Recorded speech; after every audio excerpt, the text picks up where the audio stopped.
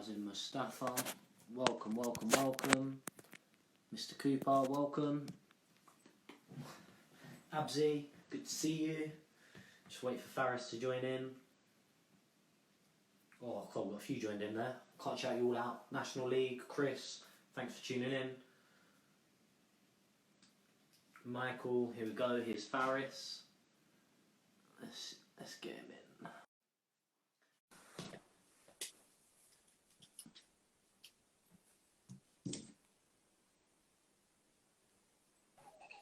Oi, oi. Hey, how's it going, Faris? Yeah, good, mate. How are you? Yeah, not bad, thank you. I need to adjust my camera a little bit so you can see my face. Yeah, I didn't know whether to put my headphones in or not, because obviously it's plugged into the bottom, so I can't rest it on something, but it's not that windy, so... Can you hear me all right? Yeah, I can hear you good, mate. Sweet. 1 second, sorry, Faris. Oh, that'll have to do. I'll have to crouch down a little bit. As long as I have my voice, we're all good. Yeah, exactly. As long as they can see us, as long as they can hear us, we're good. So, how are we doing? What's new? What's new, bruv? Nothing, man. I'm trying to keep consistent with these daily sprints. Well, I say daily. I do them every 2 or 3 days. Push myself. I just find it funnier that I'm more disciplined when we're in lockdown than when we had Virgin Active open. But I think that's why I'm so consistent with it, because I know how important it is to be even more fit when you're limited to what you can do. Do you know what I mean? Yeah. So, like I was saying to some of the boys that we coach on that, it's like you can sort of go 2 ways on this. Now you can either be like completely relaxed about it, and because you've got all the excuse now, because everything's on lockdown, nowhere's open, you've got all the excuse to let things slide. Like a lot of people don't have to work at the moment, a lot of people can't get to the gym and stuff like that. It kind of touched on in his interview with you. Now sort of the time where you can separate yourself from people. If you can be disciplined, then obviously you've got a massive advantage. 100%, bro. And obviously, I spoke to your brother last week, and today it's good to touch base with you to get like a different insight onto like Conquest and where you guys came from and how you started in that. So I thought, why not better to do it in a park, which is where you guys actually started with the whole thing anyway. Do you know what I mean? I like that from you. I noticed that just as you intro, like tune in to listen to us. It's nice to see a lot of our boys come from public parks to Premier League football. 100%, and it's quite local as well. I'm in Murray Park now, and obviously Red Lees is where you guys started doing your training sessions, which is further down. But I didn't even mean to do it like that. I just went for a run and then was like, you know what, I ain't got time to get home. I might as well just do it here. That's it. Meant to be. Yeah, exactly. So let's just go straight into it. So people watching or some of my mates tuning in are like, what's going on here? Just quickly give us a short summary in your own words, like how you basically went from teaching kids to play football in a park to then taking that into like a wider scale and getting them pro contracts. It's a bit of a weird one actually, because so we set up Conquest the same year I started uni, which was like 2012. So I was like, it was the summer of 2012, so I just turned 19, and Connor wasn't even 21 yet, so Connor was 20. Connor had been doing a bit of football coaching and stuff, and basically just said one day, like, we should do this, like, as in we've got badges, we can coach, like, I think people will like us, I think like we're young, they can relate to us, we'll be able to provide them something that the other guys can't, and so we just sort of ran with it, and from there he sort of always followed that pattern. Like, Connor's very much a big idea guy. Connor's like, he'll line something out, Connor will go somewhere and he'll say, listen, I want to do this, this and this, and then sort of come in from the background and go, well, this is how we do it. You know, I'll do more the finer details, but Connor's very much a big picture person. He's a big thinker, so he'll be like, he's got the vision. Yeah, exactly. So it's like, even with little things, like you say, how did we sort of grow it? Like, well, one thing that was massive for us was the international tours. So going to like Spain every year and Sweden and stuff like that. Connor just sort of come to me one day and said, like, look, we've got this invite to MIC in Barcelona. Like, how do we put it together? And then next thing you know, we're stood in Barcelona with 82 children. Like, Connor 22, Connor 23, me 22. Like, just, it's mental.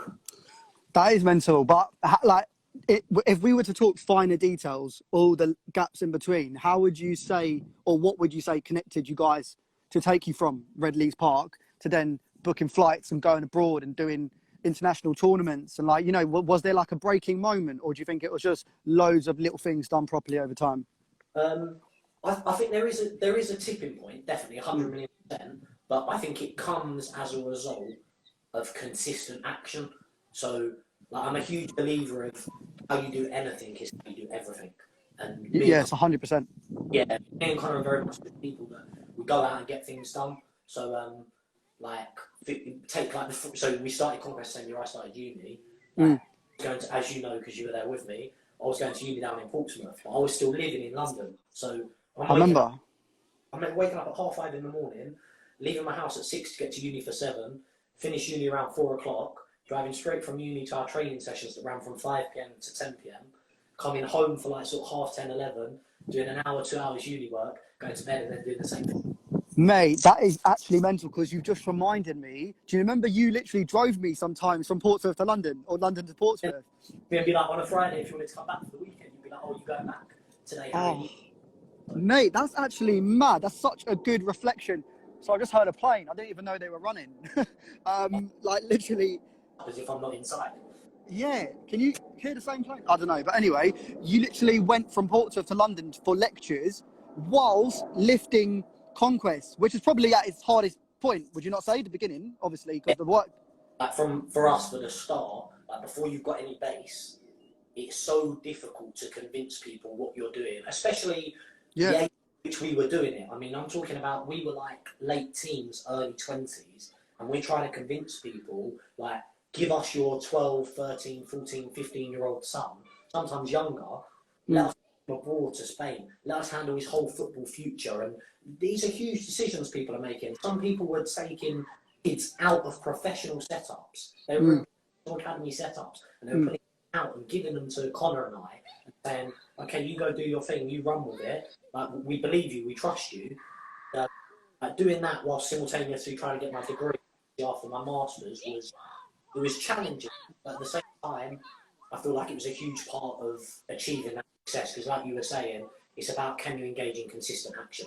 Are you able every day to provide some form of results? If you get 1% better every day, then by the end of the year, you're going to be in a hugely better position. You know, it's about that consistent action. Can you engage in that consistent action?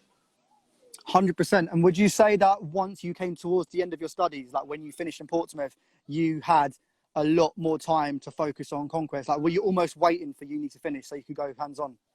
Well, it was so strange, yeah. I thought when we started Conquest, I think obviously anything you put your mind to, you always want it to be as big as possible, as successful as possible. Like, that's how But when we started Conquest, because I was also starting uni, I sort of always had in the back of my head, obviously my uni degree is economics, banking and finance. I was, oh, I'm going to end up working in the city, maybe a banking job, a finance job, something like that. And it got to a point where sort of probably midway through my second year, it was like, hold on, like, what we're doing here, it isn't only great and fun, like, as in, we're actually activating social change, as in, we're improving people's lives, we're putting people off the streets, we're bettering young children. And it was like, do you know what, maybe we should carry on doing this rather than me going on to do finance or banking or anything like that. And then sort of it come to the end of it, and I decided to do my master's, which that had nothing to do with my academic intentions or any job that I wanted to get or anything like that. I did the master's more just to test myself. You know, we were really rolling with Conquest at that point, and I felt like, can I continue? Can I still do my master's whilst running this business? And it was difficult, but it was fun as well. You know, it's nice to challenge yourself. 100%, bro. And what would you say was the moment where you went, right, we've gone, or, you know, all hands on deck. Conquest is like now something that's very much alive and operating. How did you get that pro contract? Like, how did you start getting these boys involved with Premier League clubs such as Chelsea? Like, that's mental. Yeah, so Connor was doing some scouting work with Chelsea at the time. Great for us networking wise, because he was meeting clubs all. I mean, you know Connor, but for the people in there watching that don't know, like, Connor is like the ultimate networker. Like, if you want to know someone that knows someone, speak to Connor. He knows every corner of the planet in every industry in the world. And so he really helped with that. But sort of the glass ceiling moment, the moment where we really broke through, was probably the first signing, which was Toby, who like, we've had a couple of interviews with in the last couple of weeks. he really, because he got signed from us into into AFC Wimbledon as scholar, the moment where everyone sort of sat up and thought, hold on a second, these guys are really doing something, because they're not just coaching kids and improving them, they're improving them to such a level where these kids are going from a non-professional game to a professional game. And then from that same team, sort of without blowing our own trumpet, you look at that team. Toby Civic went to AFC Wimbledon, Mikel Fatella went to PSG, David Roman went to Coventry, Michael Fernandez went to... Kai Evans went to AFC Wimbledon. That's from one team. I'm talking about like 7 boys that ended up with a scholar or a pro from a single Sunday league. Like, I'm not blowing my own trumpet. No. But like, in terms of like the coaching staff at the time and Connor and stuff, the level of effort that's required to produce those results is immense. And not only from the coaching staff, even from the boys. You have to remember, we provide them a platform, we provide them an opportunity to deliver, but they turn up every day, they still have to deliver, you know? 100%. And would you say it almost opened the floodgates? So once teams like, you know, Chelsea see that you've brought some young talent with potential and you guys know what you're doing and you take the professional route, do you think it kind of makes them sort of look at the other people you've got, and then all of a sudden it gets more people contracts and it just keeps going? 100%. And that rolls back to what we were talking about before with the whole tipping point thing. If you engage in consistent action in something for long enough, actually you reach like a critical threshold, and you come over that threshold, and all of a sudden it's like, you know, like that saying where it's like you can work sort of 4 years of your life and not seem to get anywhere, and then in the 5th year, like your whole life changes, because it's about building up a bit of cash and building up sort of a body of work where people then look at you and go, hold on, this person is really serious. This person can really produce results if you give them the time. And then it all happens, because then suddenly everyone's fighting over you. I mean, you knowing what you do, you probably spent so long creating videos and interviewing people and not getting many views, and then you get your one that sort of goes viral, and now all of a sudden, instead of you knocking on people's doors, people are knocking on your door saying, Faris, can you do this for me? Faris, can you do this? Because they've seen what you do is provide good work over a long period of time. And I think like just harking back again to that consistency is so important. 100%. I think the beautiful thing about that point as well is that it doesn't matter what industry or niche or field you're in. Every professional route can take those principles away. Do you know what I mean? When you start, you have to build yourself. You can't really expect money or favors or opportunities. And then when you create it for yourself and you do it for A, B, and C, all of a sudden, you know, like D comes along, E comes along, and then you just got people coming to you because your portfolio speaks for itself. So that, like you touching on that point, is huge, I think, because what a lot of people don't realise is, so predominantly Conquest, we started off as a football company. Our main client base is aspiring young footballers, but we don't only create aspiring young footballers, we create an environment and a partnership almost with these players where we improve them on and off the pitch, you know. Just saying about that carries over to any industry. If you come to Conquest, if you work with us, we will provide you successful pathways for anything in life. You don't have to become a footballer when you come to us. We are predominantly trying to create professional footballers, but if you fall down at this hurdle or you get injured, the life skills we're trying to impart on children and young adults, and even adults in some situations, are ones that will serve them in any industry across the globe. It doesn't matter if you want to be a pro footballer. If you learn to be a dedicated person that can wake up at 4 o'clock in the morning every day, go out for a jog, then do a workout at 9 o'clock, a workout at 12 o'clock, and a football session at 5 o'clock, you are probably going to be successful because you have the right ingredients to create the right environment for success. I love that. It's almost like you guys just happen to train kids to play football when you sign them onto professional contracts, but the beliefs of the brand are core principles that any human can apply to their life. Exactly. So it's like, listen, I might have, when I was 12 years old, I might have wanted to be a pro footballer, but because I'm willing to create a set of principles myself, because I was able to work a certain way, it didn't really matter what I did. And I don't want to sound arrogant here, but I feel like I'm always going to be successful. If you take everything I've got from me, if you take all my possessions away from me and start again, I feel like I'll be professional and I'll be successful again because I had the character traits. I was lucky, sort of my parents instilled them in me. The environment I was brought up in allowed me to create a situation where whatever I did, I was going to be successful because I was willing to put the work in. I was willing to dedicate myself. I was willing to connect with people in the right way. You know, all those things that create an environment for success. 100%. You've just reminded me of some saying. It's like, you know, you give a man a fish, he'll eat for a day, but if you teach him how to fish, he'll eat for life. That kind of thing, isn't it? Exactly. So it's about creating transferable life skills. So, like my degree, for example, like I said, I didn't end up in the industry that I studied to work in, but the things I learned there, I can carry them over to my football industry. I can carry them over to my business sense, you know, and it's about, and not only football, any business I do, any business I'm involved in, there's skills and character traits that I take from all of those businesses and I use them together to create a successful environment. Yeah, bro, I'm glad you touched up on the education thing because obviously we went to the same uni, and I actually wanted to ask you, do you feel like your uni actually paid any kind of impact to your life or career? Because we're both in the same sort of field where we've sort of created our own job. So it makes you think, did we need the degree? Did we need to get into that debt? Because I'll be honest, I didn't really need to get a TV and film degree, but maybe I needed to go to understand my passion or then decide a way. Do you feel like you needed to go to uni to start Conquest? So I don't feel like I needed to go to uni to start Conquest, and I say this to a lot of the young guys we coach, because you always get this debate, is school good, is it not good, should I go to uni, should I not go to uni? And everyone is different, everyone, 100,000,000%, it's a case-by-case basis. But for me, on a personal level, education is a great equaliser in life. Like, no one can take my education away from me. What I pick up on today, tomorrow, what I read, what was imparted on me at university, no one can ever take that away from me. Whatever happens, if I lose my job tomorrow, if I go bankrupt, if any of that happens, all of the I've accumulated over years always stays with me, and that's important to me on a personal level. So I feel like that was one reason it was good for me, and the other reason it was good for me is because what I said to you before, I feel like I'm very much a person that I enjoy being under pressure. I feel like I provide my best results when I'm under pressure. So for me, being at university and having to wake up early in the morning, go to uni all day, come back, train all night, and then do my uni work, and I was creating a work-life balance, if you could call it a balance. Wasn't really very balanced, was it?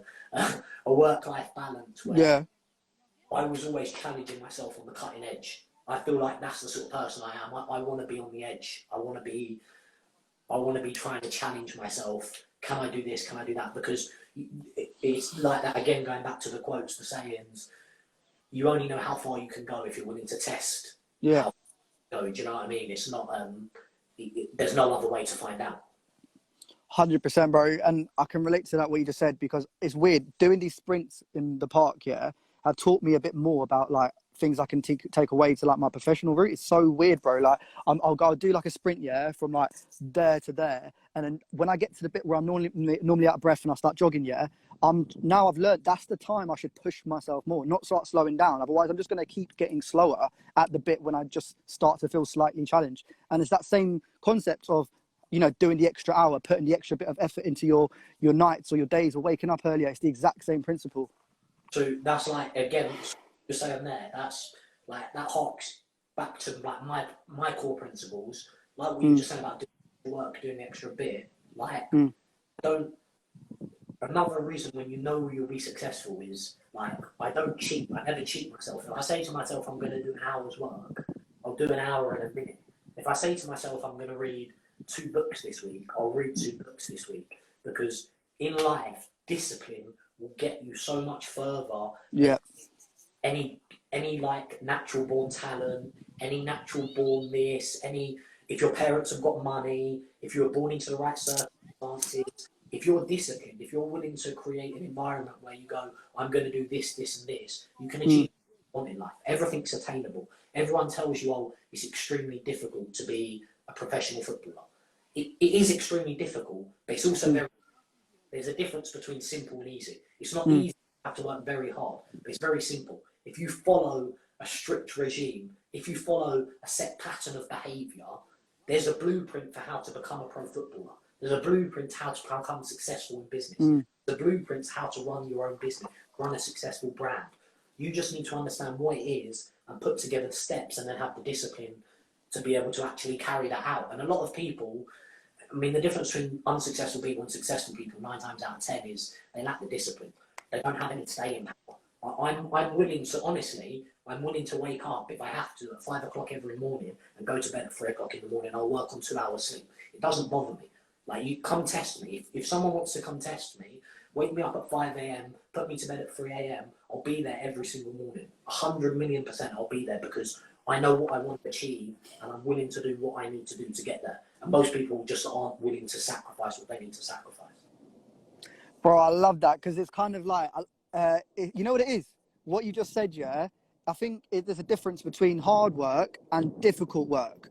I think one is in your control and one isn't. So if you say it's difficult to become a footballer, that might be wrong because there's some things people can blame, like not having the network or having, you know, being raised the right way. But if you say it's hard work, that's in your control. Everyone can put in the hard work. Do you know what I'm saying?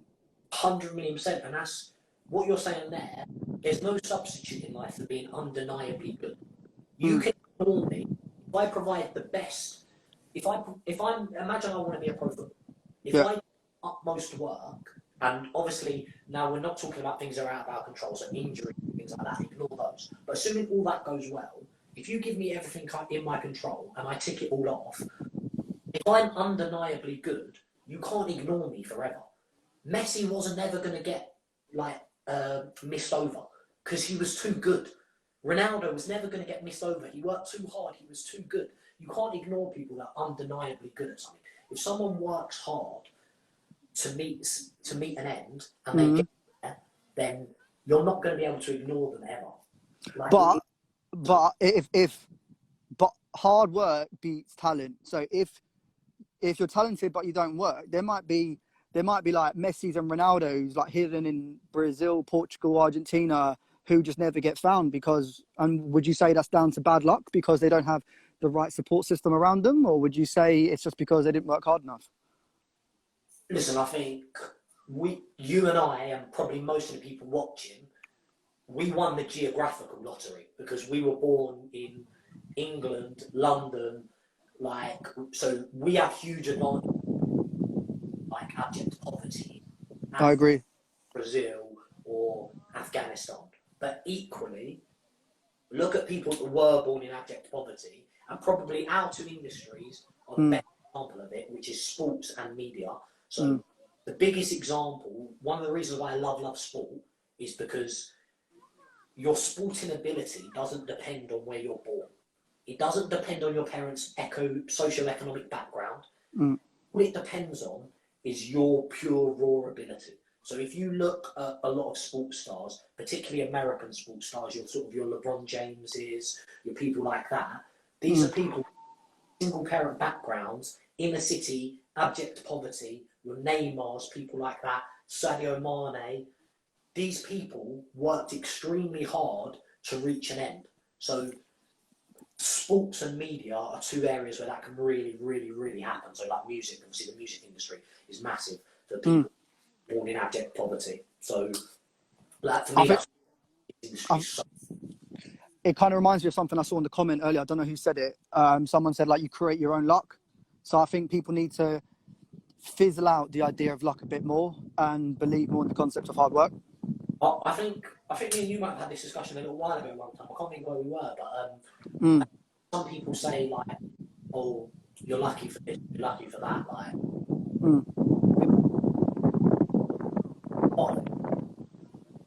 I don't ask for any handouts. I don't ask anyone for anything that I can't provide them. So I work extremely hard. I'm fortunate, without a shadow of a doubt. I've got an unbelievable support system. Like, shout out to my family, my mum and my dad provided for me as a child in a way that I will never, ever, ever be able to repay them for. My brother and my sister and the rest of my family support me in a way that I can only be eternally grateful for. Yeah. I feel like that's good fortune. It's not luck. Do you know what I mean? As in, I'm fortunate to be in that position, but also I had to bring myself, you know. I had to bring my hard work. I had to bring what I could bring to the table. Yeah, it would be like a waste if you had such an amazing support system and the resources to do this and then just didn't do it. It's like a slap in the face. Yeah, and it would almost be, I feel like that would be a disservice to the people around. Yeah. Parents, it'd be a disservice to Connor, to Lily, to all the people that have supported me along the way, which is like going back to my uni degree. Like on my uni degree, I commuted from London, and everyone on my course had like we had like our hardest class, our hardest lecture was 9 a.m. on a Tuesday morning. So I had to leave my house like 6:30, 7 o'clock, get down to Portsmouth, whatever. I never missed it. I never ever missed the 9 a.m. on Tuesday. And people that lived in Portsmouth, a 5-minute walk from the lecture building, were missing it. That's and mad. Everyone used to, why do you always turn up? And I was like, I don't know what reason you came to uni, but I'm paying £9,000 a year to fail my degree. I'm paying £9,000 a year to get a first. I want a first classification. There's nothing wrong with a 2-1, a 2-2, a third. There's nothing wrong with failing university. I don't begrudge anyone that tries anything. But the reason why I was there on a personal level was because I was capable of providing myself with a first-class degree in economics, banking and finance. So you think I was going to miss one of my 12, 14, 16 contract hours a week? Impossible. Impossible. Same every session, every football session we set up. Yeah. The same reason we were there 5 p.m. to 10 p.m, 4 times a week, 5 times a week for 3 years. Because we don't put things in place that we're not willing to adhere to. We don't make promises that we're not willing to deliver on, and that's, for me, that's huge, that's massive. And you know what? What you just said just proves that it's not just for yourselves, it's not just for your support system, it's not even just for the kids, it's for like their parents as well. They're believing in you guys to kind of manifest their future. So it's like you've got families that are literally putting their faith in you guys and are probably so grateful for what you've done for their kids. 100,000,000%. You've got to look at some of the people we coach come from single parent backgrounds. Some of them from no parents. Some of them come from extremely broken homes. And what we want to do is we want to provide the same support system for other people that we feel some of them don't get. Some people are extremely fortunate. I'm fortunate. I have a great support. Yeah. I want to be that support system. Someone needs something from me, they can come to me and they can say, Harry, I need this, this, and this. And if I can do it, I'll do it. Like, I'm that person, and I don't believe in knowledge. I don't believe in like, as in both our lights can shine. If I can put someone else on, come to me, I'll put you on 100,000,000% advice on Sundays, because I want to see everyone progress. More success. All my people, even my haters. I want to see you do well. I want to see you be well and do well. I love that, bruv. And this whole conversation has naturally brushed up on the points I wanted to go over. And you've connected me to my final point as well, which is, well, first of all, I believe in what you just said, because I always believe that you should pass the torch to the person ahead of you and to the person behind you. Because, if someone didn't do that for you and leave the door open, then you wouldn't be in the position that you are now either. Exactly. And also, I could have walked through a different door and I could not be in my situation. So the fact that I'm in a position where I can help people, I want to. 100%, bro. It's just good karma, innit? It's just circulating things in a way that's positive. It feels good to do it. I don't know why you wouldn't do it. Do you know what I mean? Especially if someone's done it for you. Exactly. But the final point I wanted to touch up on is you said earlier that, it's not just football and you've kind of got some of these kids off the streets doing bad things. Obviously, go into much detail and depth as you want, but that's one thing I feel like maybe people would want to hear about. So maybe just tell us a bit about how you've sort of benefited their personal lives as well. As you said, some of these kids have come from like bad backgrounds, or some of their parents have been struggling. A lot of kids, it's not even their fault. In a young generation living in London, you're going to get into bad things. There's bad groups out there, and people turn to kind of dark directions, would you want to call it, if they don't have any other route or success. If they don't see light at the end of the tunnel, people just sort of stay in the darkness. So how have you and Conquest as a brand offered a positive platform to those kind of kids? So it's sort of exactly what you were touching on. It's in the circumstance you're born into. You can control that, but you can control everything that happens afterwards. And what we try to do is, whilst we do it through the medium of football, we create a situation where if you want to play for this club, if you want to be associated with my brand, if you want to put my logo on, because this isn't, and Connor and I don't work for anyone else, we work for ourselves, This logo, we made this logo, we built this brand. So if you want to put my logo on, you're representing me. You're an extension of me, you're an extension of my brother, and by extension of that, you're a representation of my family, So when you come to me, you need to have basic principles that allow you to be a better person and that allow you to spread positivity. Everyone you meet should be better for having met you. When you meet someone, you shake their hand, you say hello, you say how are you, and a lot of the time it's not their fault, but some of these kids, like I'll get kids who message me and they'll say, Harry, can you do this for me? And the first thing I reply to them is, hi, Faris, how are you? I'm good, thanks. Yes, how are you? Because I want them to know when you start a conversation, you don't come into a conversation and ask someone, can you give me this? You come into a conversation and you say, how are you? Tell me about yourself, Faris. Tell me what's going on in your life and how can I be of assistance to you? And then maybe further down the line, you'll be able to help me with something. But you need to create a situation where you have basic principles, basic manners. Manners don't cost anything.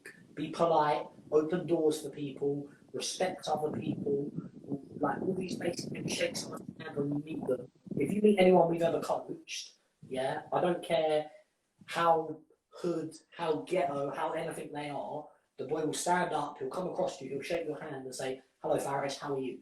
Because we create a situation where you have to do that. If you want to be associated with this brand, you have to do that.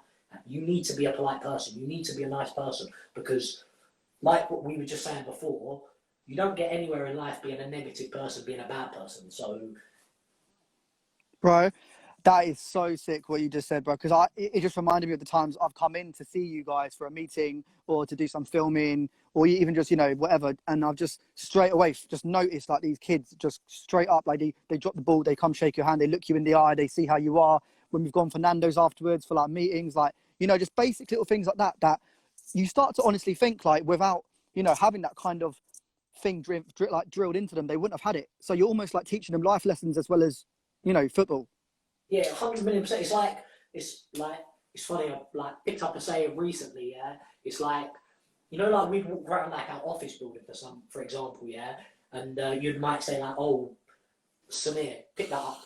He might say that to you, oh, I didn't drop it. Like, we didn't ask who dropped it, we asked you to pick it up. Like, so we try and create an environment here where you help each other. As if it's not about, you don't want to create a blame culture. You don't want to be, you did this wrong, you did that wrong. He's not good at this, he's not good at that. You want to create a situation where everyone is just trying to better each other. So, like, if you make a mistake, I'll pick up your slack. But if I make a mistake, you pick up my slack, please, yeah? Oh, that is so sick.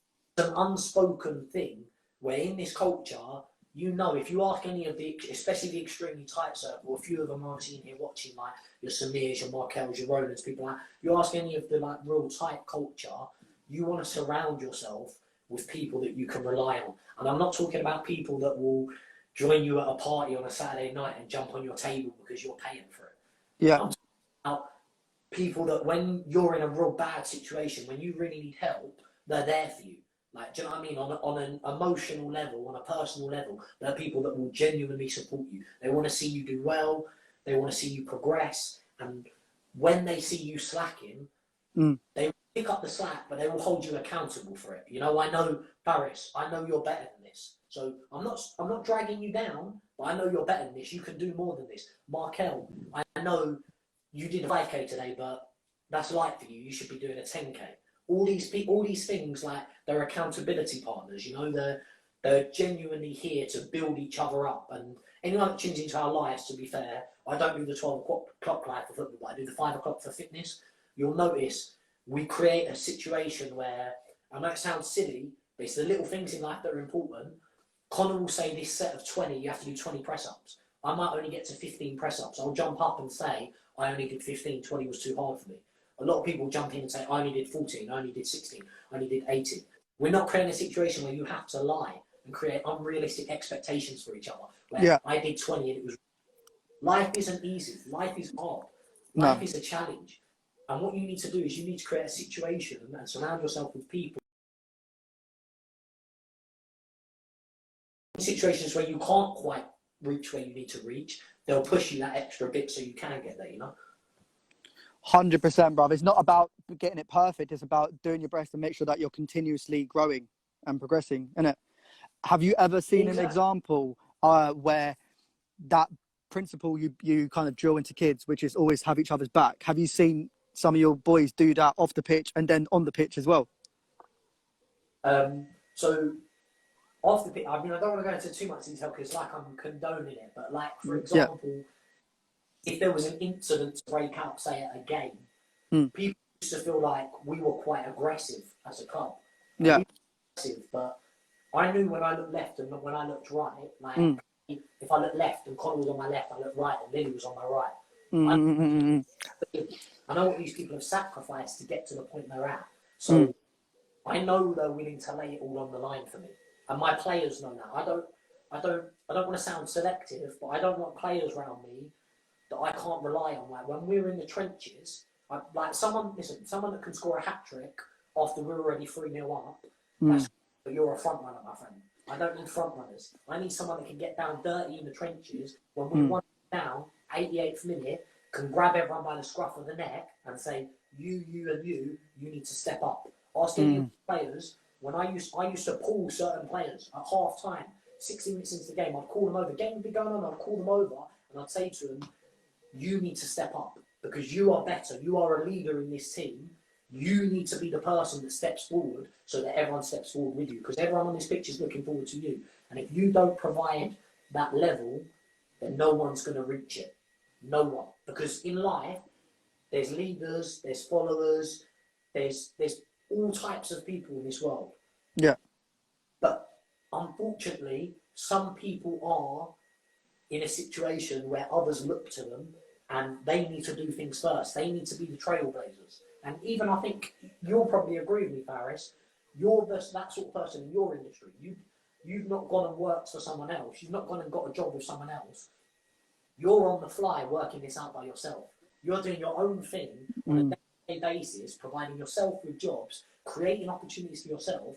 You're a trailblazer and people are looking at you and going, hold on, Faris can do that.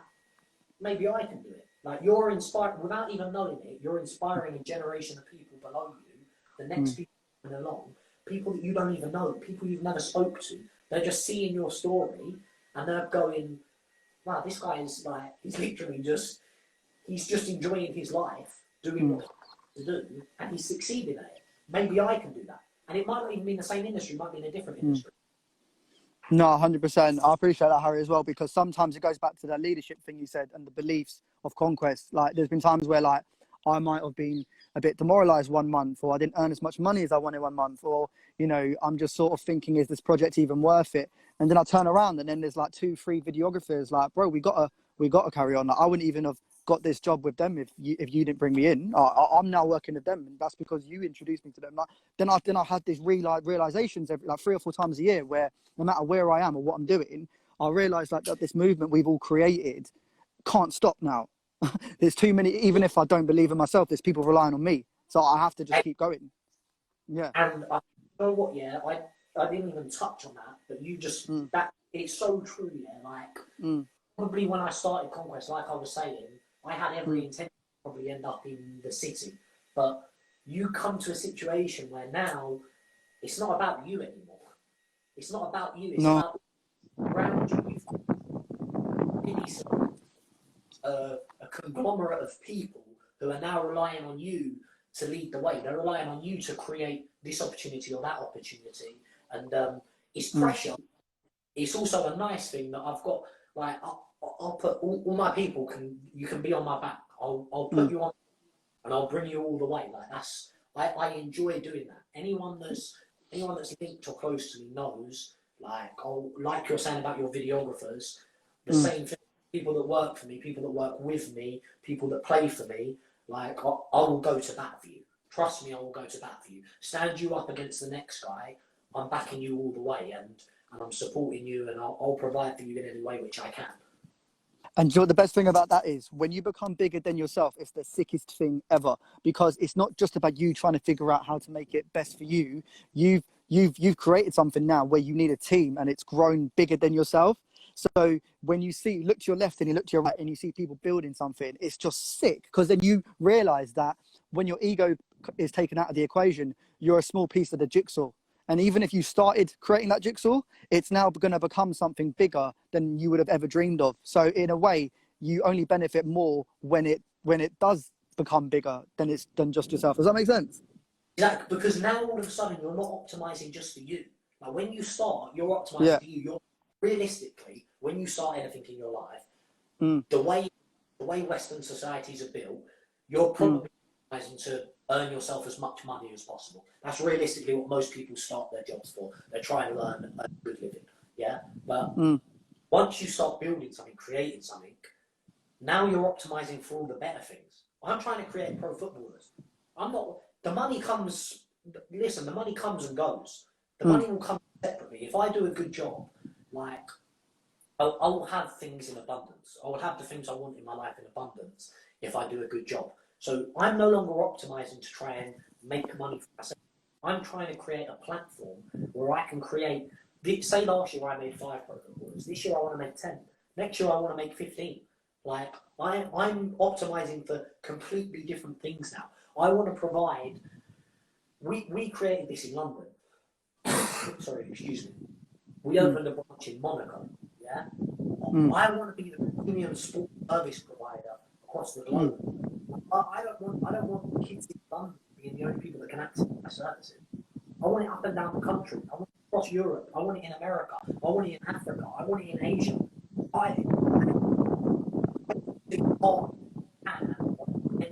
As possible, and I'm not optimizing the money. None of that comes into the money. It's what you were saying about we're now building the different reasons. You're building because you want to create a situation for as many people as possible where they can have opportunities they previously could. 100%, bro. And yeah, I couldn't have said it any better myself, bro. It literally, that connected to the last point about becoming bigger than yourself, and it also touches on how important it is that just getting started. Because if some people might not have a vision or a goal, but they have like an idea of what they want to do or what industry would they want to be in, just start. And now that you have started, you now know where you want to be. You now know, wow, Conquest have done this, Conquest have done that, we've done this and that. Now you can think bigger. You would have never been able to have that vision unless you got started in Red Lees. Do you know what I mean? 100 million%. And like always tell people, yeah, start, because it's way easier to continue. Starting's hard. Working out where to start and what to do, that's hard. Yeah.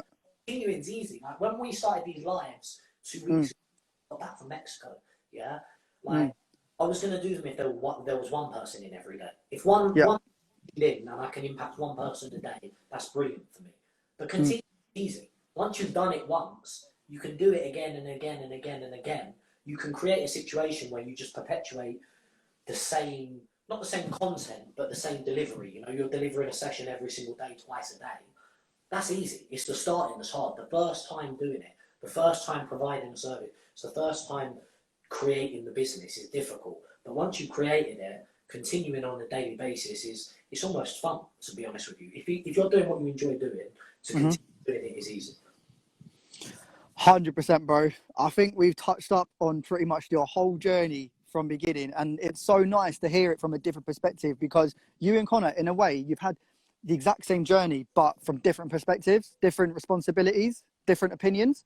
So so I don't think I've ever interviewed you like this before. So to be able to hear it like this and have seen your journey, I think people watching, family, friends will be just so. I saw one of your relatives just comment saying how proud they were. So, you know, I think it's nice to share these stories, and then you have it to just sort of let the world know your journey, and then people become part of your journey. Do you know what I mean?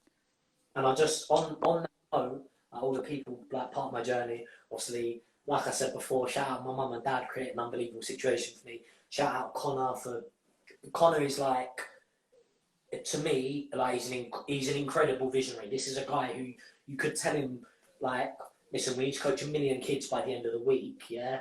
Like, he is up for it. Like, he's switched on. Shout out my sister, because without my sister I would be lost. She is like my rock, and obviously everyone, like, it's huge. Like, having that support system around me is what allowed me to get to this situation.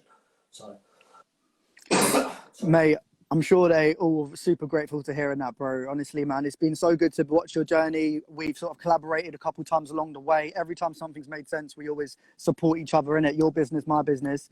So just keep doing what you're doing, bro. We'll do these more often just to hear more stories and inspire people, bro. Thanks for sharing that. And listen, thanks everyone for tuning in. I massively appreciate it. Feel free to share it, screen record, clip your best bits, repost them, tag us and whatever. Big shout out to us now. Everyone head over to his page and follow him and stuff.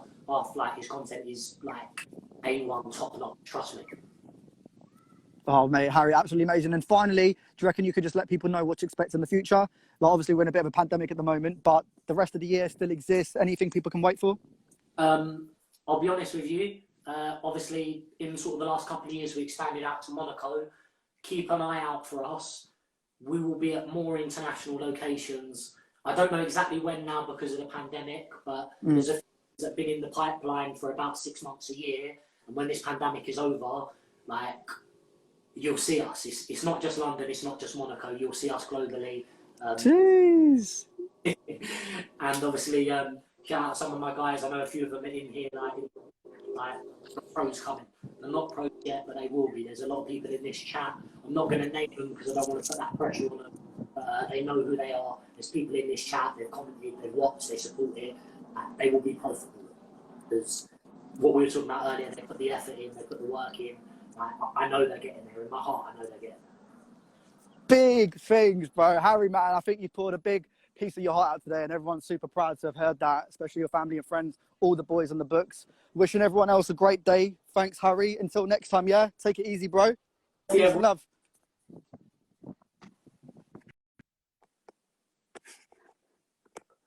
Thank you, everyone, for tuning in. Yeah, definitely shouldn't forget to finish his sprints. Don't forget as well, guys, 5 o'clock, I want to see you at the fitness. We've got probably an hour and a half, about an hour and 45 minutes. Make sure I see you at the fitness. Thanks a lot. Stay home, stay healthy.